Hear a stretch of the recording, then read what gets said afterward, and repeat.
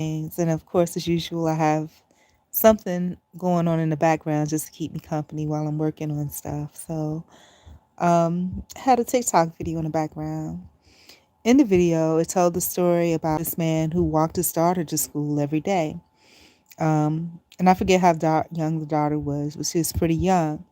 And one day, it just got to the point where they would get like 2 blocks from the school, and she said, "Daddy, you can stop right here.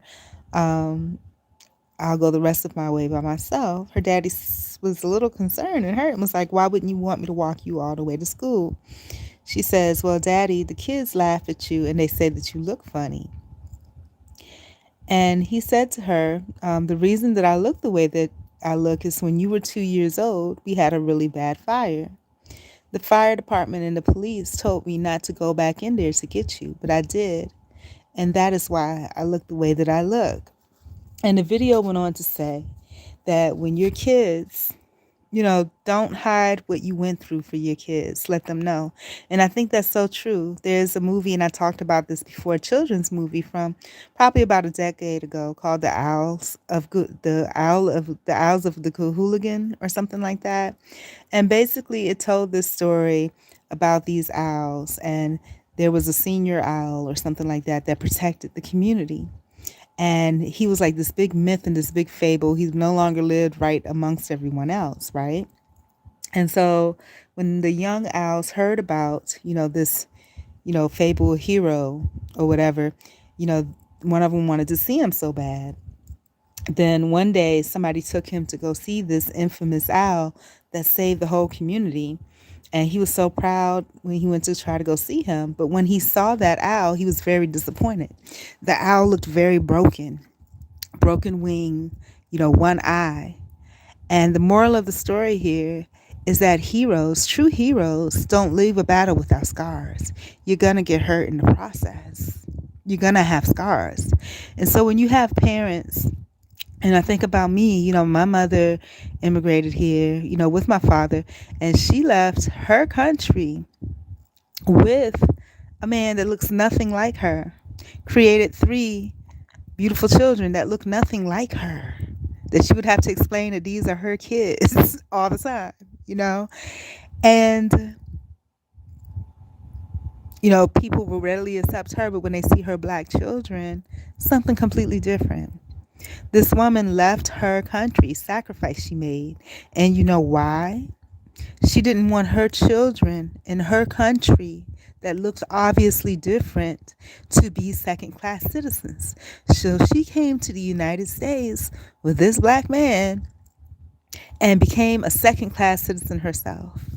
And she saw that all these things, and there's a whole bunch about race and relationships that goes into this, but both of them, I think, before we were born, probably had different things. My father, as a black man in the military in the 60s, 56 in the 60s, six and 70s, trying to prove that he's worthy of the honor of the country that he lived in, sacrificing his life, you know, and still not getting any better energy from the country he lived in, coming back with probably undiagnosed post-traumatic stress and other things, My mom looking at this man like, okay, this is great. This is the underdog. Her family being really up to do and all this. She's like, fine, I'm going to show them wrong. I'm going to do what I'm going to do, And she pretty outcast too, because all her families were doctors and lawyers. She wanted to be a dancer. She wanted to dance in the ballet. And none of this, and my father, she fell for him because he liked music. He was really into music, into football. Somebody completely different, totally different than anything that she's seen, totally different from the strictness of her harsh parents. She went for it. My dad thinking, okay, well, I'm here. This woman's I can't put words in my daddy's mouth. He passed in 97, and I didn't have a chance to ask him about this as a grown-up. Some questions you can't ask till you're grown. But, I wonder, or I feel, just because I look at the dynamics between black men and women of other races these days, over the years, it's developed more and more. But, did he choose my mom because she wasn't black, And so now he's in the military. He's going to marry a woman that's non-black, just like his brother did. They both went to the military and married non-black women. in hopes of elevating their status in life. But when they had their kids look like him, for the most part. You know what I mean? So it's a whole dynamic. But my mom came here, and this is again about honoring the sacrifices that your heritage, your lineage, that your parents made for you. And when I talk about family, family isn't just limited to your blood family. It can be people that somehow, and I'm going to tell you, my name is Maria. I'm 45 years old, be 46 in a couple of months. I have never, honestly, but for the grace of God, I still exist on this earth. There are so many people, places, and things that I have encountered because of my innocent spirit. For the most part, in the past, I'm a little more worldly and knowledgeable about things to a certain degree. To a certain degree, I still have a little naivety to me, a lot probably, but for the grace of God, I'm still in this world. I'm still healthy. I could have died on the 13th of last month. I got into an accident that turned my car over, you know, um, but I'm still alive. And you know what? And I think the reason why is because God wanted me to experience what I am now experiencing as a result of that. Had that not happened, I've been mostly independent all of my life. I don't most all of my life. I'll just put it that way. Except for, those times my mother carried me when I was a child and I didn't know she was carrying me. We just felt that that was the duty as a parent. But seeing how cruel this world is, you realize that parents don't have to do that. Parents don't have to be parents. But she was, at least up until I was 18. And she continued in my heart and mind, I believe, to love me at least till 21. So sacrifices. So for those of us that have parents that are from different countries, and I know all of us love them dearly. I know I love mine still, even though I've been disowned. So I know the sacrifice. She came to a completely different country so that her children would not be second class citizens in her country.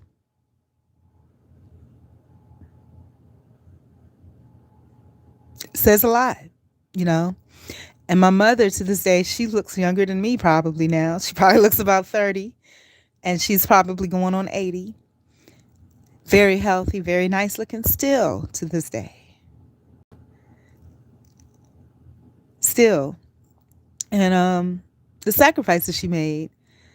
The last time I quote unquote went home and I got disowned, and I didn't realize I was probably disowned a long time before that, I felt it was like a time warp. I felt like I left her in the same position that I came back in, and I felt like a disappointment I was obviously because I got disowned, but with all that aside, I still love my mom, and I understand the sacrifice. And at this point in her life, she's a senior. You know, she doesn't want to be asked questions. She doesn't want to readdress, revamp. She doesn't want to share what she heard and this, that, and the other. Doesn't want to hear, she doesn't want all that. She just wants to relax, practice her English, which she's been practicing for 50 years, you know, and continue to live peacefully, enjoy the new family she has, which are her grandchildren, and the families created by, my siblings. And I honor and I respect that. And, I don't ever want it to be thought that I don't appreciate any of that, you know. Um, and once again, I see stories, and I'm fortunate, everybody has their own experience. Some people won't talk to their parents and vice versa and this, that, and the other. But when I look at things, and when we look at other people's lives through TikTok or YouTube or wherever that we look at them on, we only see portions. We don't see the whole story. But I still remember seeing this young man, I think his grandma raised him. And basically, and I understand this, but TikTok is not a place where you have enough time to kind of respond back and tell the whole story. But, he had a grandma that didn't want him to go to college. And I understand because my mom didn't want me. And sometimes older people know a little bit better. There are people that never graduated high school that are doing really well, But being a child of a parent from another culture that didn't really have anybody after my parents got divorced here, I mean, there's a whole, like I said, dynamic behind it. Father in the military, post-traumatic stress disorder, then the welfare system comes in. You get out, it's so much deeper than just, surface level. But even though you're with your parents, you're raised by the system because your mother in order to keep a certain status of living, you're raised by the system pretty much. So everything that you know, at least for me, the eldest child, was from the textbooks. Whatever they said in the book, that's what I did. Whatever they said. And the reason why is because your mom's not from here. She doesn't want to rock the boat, ruffle any feathers. She doesn't know, she doesn't know how anything works, you know? And the system, my father had some issues, again, like I said, with post traumatic stress. As a result, he had a really difficult time maintaining. And in order for us to be able to make it and the kids to be raised and keep a roof over our head, welfare. And my father had to leave because you couldn't be married and have a man in the house and collect benefits. But at that time, probably mental health would have been something. I don't want to speak that over my dad, but it's stressful. Me at 46, 5 years old, just because of the situation I'm going through now, I recognize that there is some trauma, for me, some of the things that I've been through. And nothing really big deal, nothing that, just having a friend to confide in wouldn't, resolve. But the society that we live in today isn't conducive to that. Nobody wants to hear, what other people are going through. You have to really be close. And even those people that are close, from what I see again on social media, they'll take that information and repost it somewhere else and complain about it. So my saving grace for me has been God. And I say that because just impossible situations, like, that makes absolutely no sense. It's nothing but God. It can't be. There's a story that I can tell, and I'm telling you guys about how to respect those people that love you and never take anything for granted, because you don't know what they had to sacrifice for you. And what I was getting at, and I'm scared to speak it, I don't want to speak it a little bit, because what if it's not true? But this is how I feel. And at the moment, at 45 years old, going on 46, probably have never been loved in my life except for my mom, and that love when I was younger probably came from the hopes that I would become something that would benefit and grow her family line. But, maybe after a while it became necessity, because for her to survive, she had to keep us, the system. And then, after that, there probably wasn't any love, because I did not have anything that promoted or uplifted someone else. I wanted to.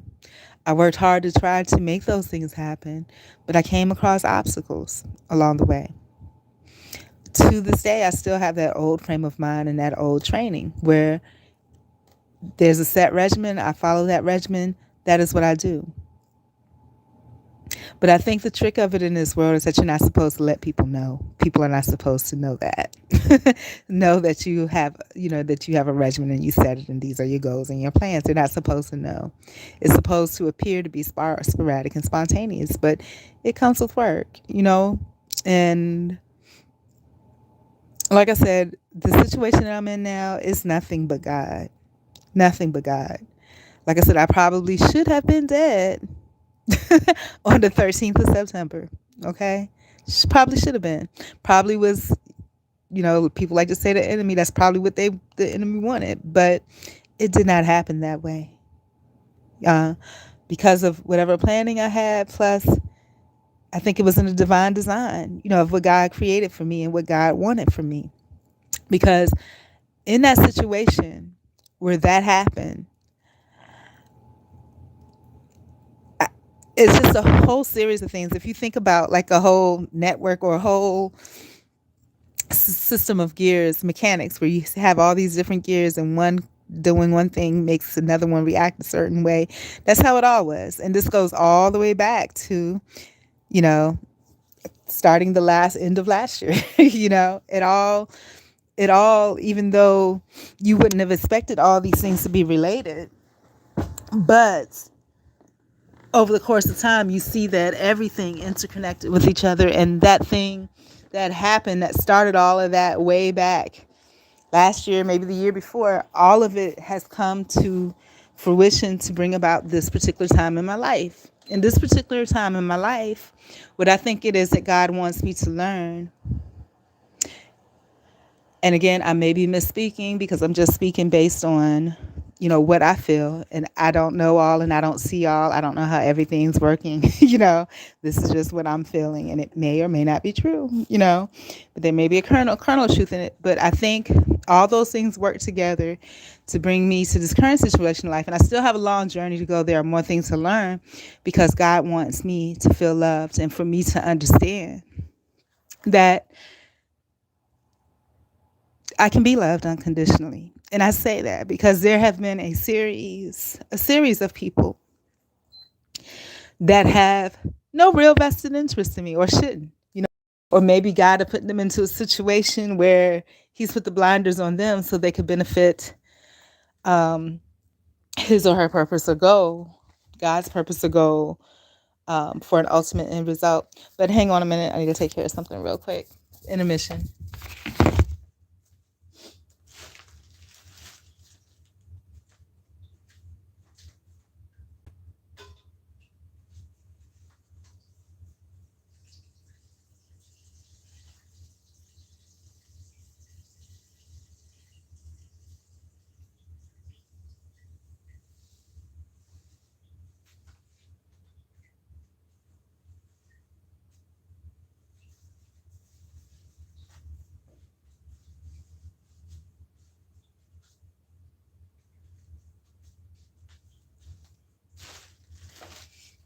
All right. So, like I was saying, God put all these things. Did I close everything back up? I did.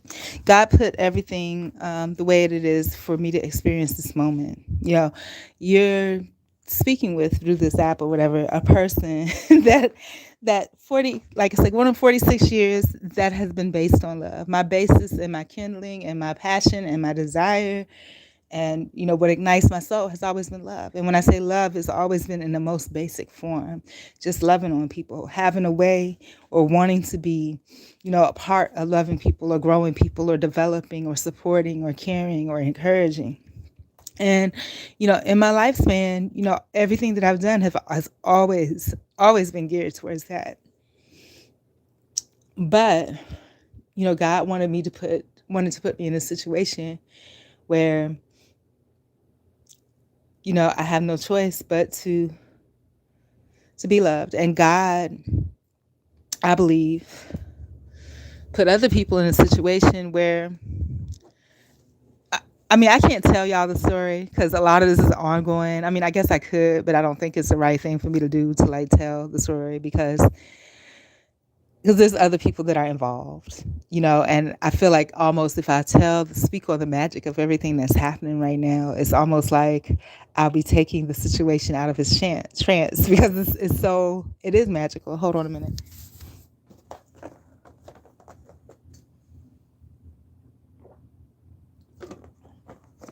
It's absolutely supernatural. Just the whole process of things. I mean, I can't even explain it. But like I said, what happened on the 13th was a catalyst to everything that's happening now. And it's a matter of strengthening, of God putting veils, I think, over other people in situations. God's pushing and working through tons of people right now. You wouldn't believe. There's got to be like good 10 to 15 people in the interim since the 13th that have been working in my favor without it necessarily being a God has had to step in. There's no other way, and there's absolutely no other reason. And maybe one day I'll be able to tell the story. I can't right now. I absolutely cannot tell the story right now because, like I said, there's other people, places, and things that are involved. And the story is a wonderful story. It's the kind of story that you see from afar, and that perhaps you have many opportunities for this story to have happened in the past, but it never did. But I know for certain that this is God. But anyways, let me get back to the point. So there's a lot of things that are going on, but Back to the thing about, if you are a parent or somebody that loves somebody or somebody that has a situation with someone that they may take for granted, don't be afraid to let them know the sacrifice. Don't be afraid to let them know the sacrifice.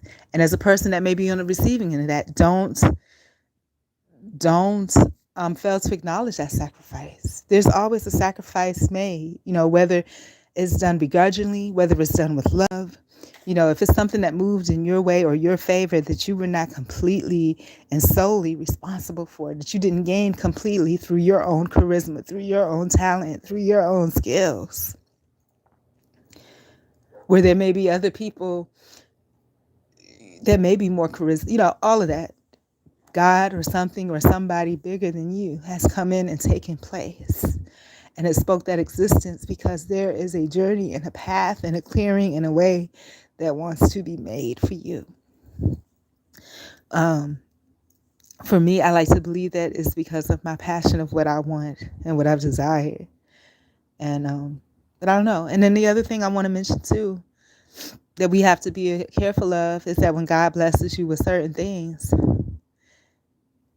be quiet. Be quiet.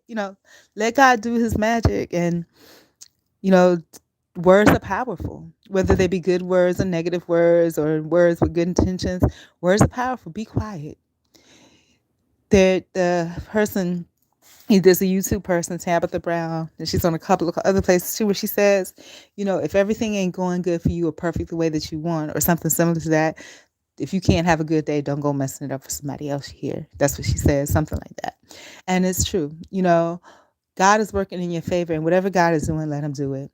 And just because things may not go perfectly the way that you would like, don't think that you're the only person that sees everything that goes on. Other people see it too, but don't you put yourself in a position where,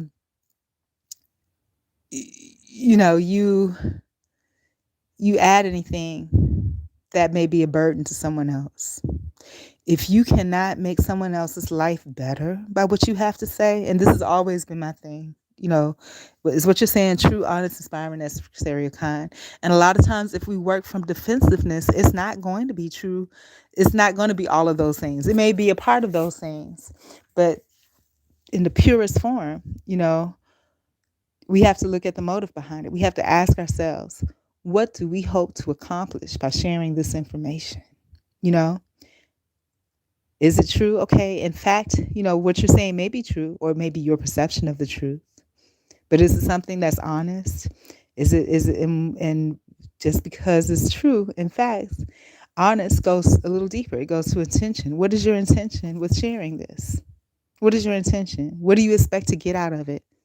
On the trajectory of you presenting that information, what do you think you're going to get out of this? Is it inspiring? Is it something that's going to uplift everyone? If there's one person that's going to be part of this equation that it doesn't inspire or uplift, you don't really need to do it. Is it necessary? Is it something that's going to help bring you and whoever you're speaking to a mutual goal? Is it kind? Is it kind? Is it something that's going to benefit? All of those things. But again, back to the original thing about appreciation. And sometimes folks, when they're taking things for granted and not realizing it, and don't understand the pain and the strength and whatever that they had, that the folks that presented that to you had to go through. You hear me? That we just can't devalue that. And I talked about, the sacrifice that this little girl's father made. And, she didn't want him to walk her all the way to school because the kids laughed at him and said he looked funny. But he looked funny because he was trying to save her life.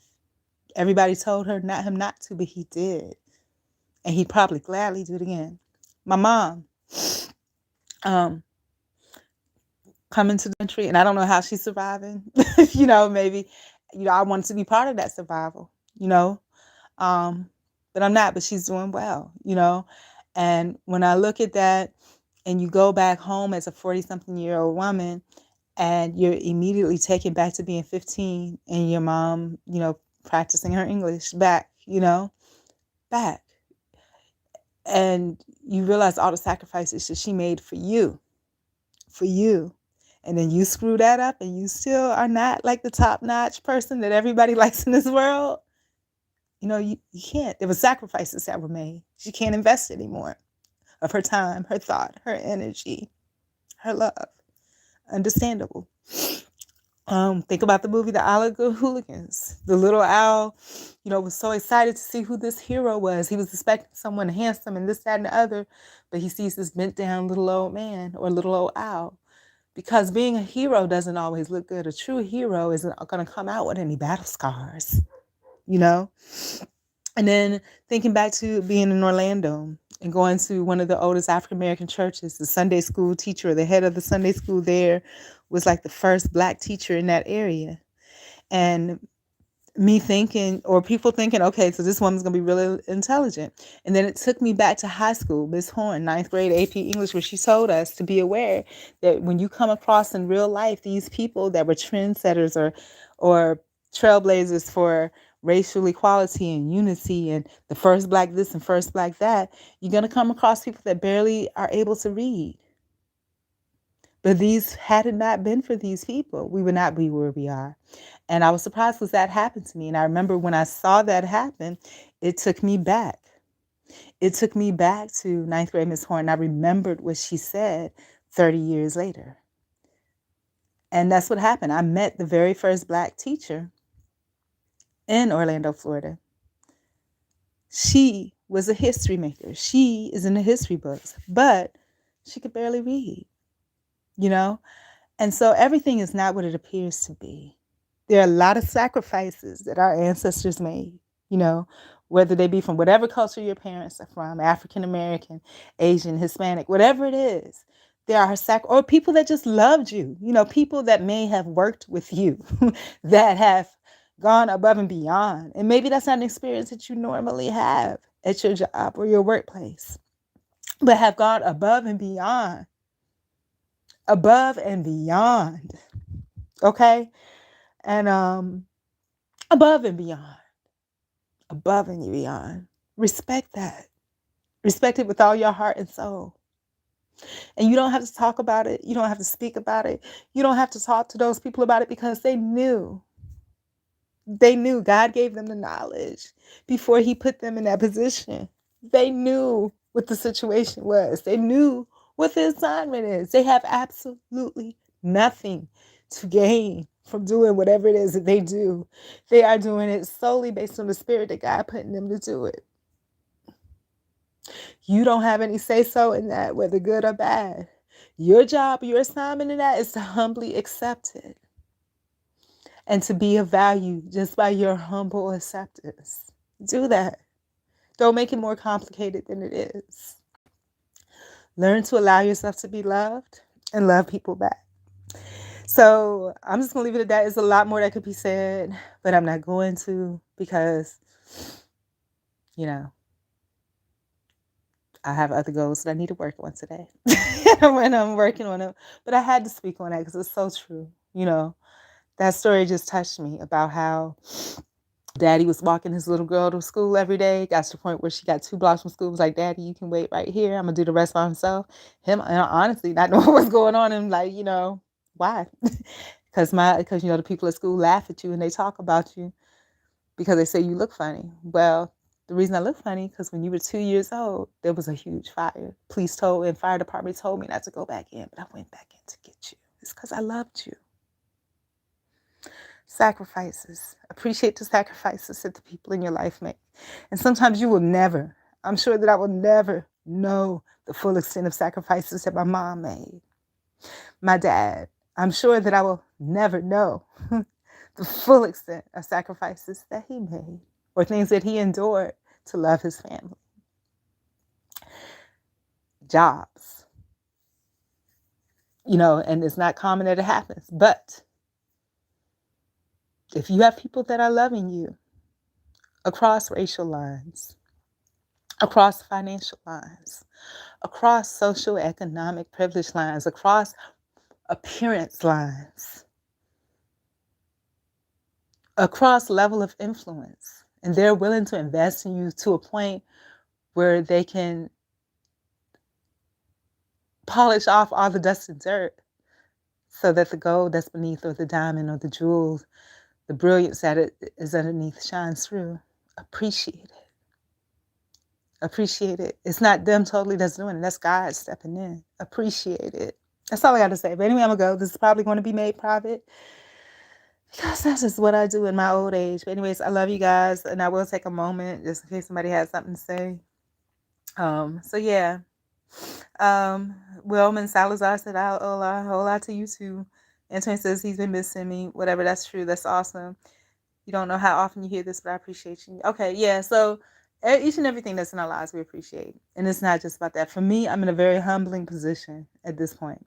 So many things, like I said, have happened within the where I shouldn't even be alive and well, and mostly I am well. And one other thing that surprised me too, like I started to question different aspects of my health, and people have questioned different aspects of my health as well. And I did various types of testing.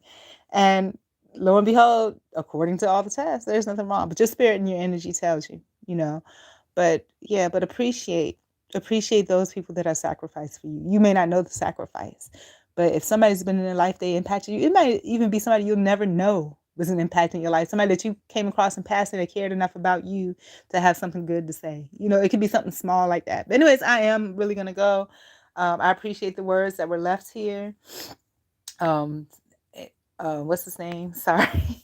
Antonio said something nice about me, but make sure that you take the time to look at your family, your coworkers, church members, neighbors, and hopefully, and it's not always true, you might not have any at the time. Everything happens in season, but if you have people that have made sacrifices for you, or people that continue to be in your life that are not causing you drama, and hopefully you are not causing them drama, but they are a benefit.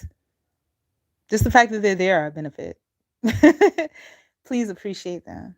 Know that even though they may not share with you the sacrifices they made for you, there have been sacrifices made. And be thankful. Be thankful to God that you exist on this earth. A lot of people don't make it, for various reasons. Me, I've always loved my life and I've always been very strong about it. But there have been too many situations where, things I take for granted every day, people are no longer here because of. Anyways, I really am going to go. But peace out. Love you guys. Bye.